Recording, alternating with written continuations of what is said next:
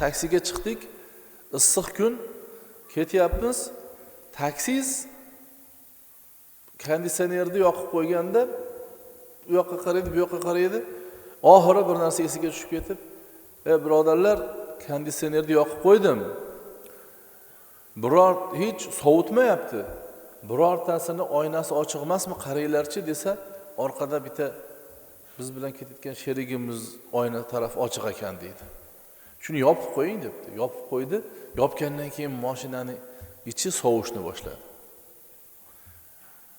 Shunda Abrorul Haq aytadiki, mashinagami, bir xonadongami xotirjam berishlik vositasi bu konditsioner. Konditsionerni yoqib qo'ysangiz, yozning kunida orom beradi. O'sha xonani muzlatadi yoki mashinani muzlatadi. Faqat xuddi shuni singari Allohni zikr qilish ham bandani qalbiga xotirjamlik beradi. Qur'on aytadi: "Ala bi zikrillahi tatma'innul qulub." Kalomulloh aytayapti. Allohning zikri bilan qalblar orom topmaydimi, xotirjam bo'lmaydimi? Xotirjam bo'ladi. Bu beshak, bu savol degani shunaqa bo'ladi demoqchi Alloh taolo.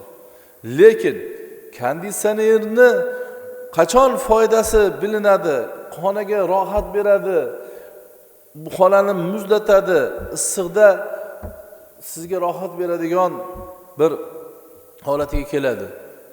Mashinangizni ham oynalarini yopib qo'yganingizda.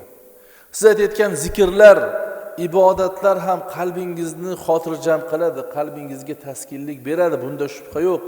Lekin oynalarni yopib qo'ysangiz, ko'z bor, quloq bor, qo'l bor, oyoq bor, ana shularni gunohdan yopsangiz, keyin qalbingizga orom beradi. Zikrlarni aytsangiz, Alloh xotirjamlik beradi, qalbingizga taskin beradi. Rizqingiz ulug' bo'ladi mana istig'forni aytsangiz. Lekin buni sharti borki, u narsa rohat berishligi aniq, lekin boshqa oynalar, tashqi oynalar yopiq bo'lishi kerak, yopib qo'yishimiz kerak.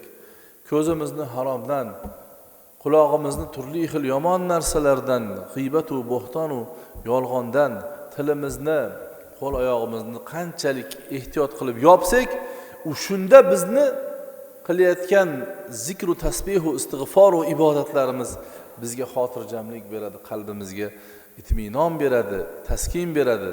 Hayotimizda shunday go'zal barakalar hosil bo'ladi.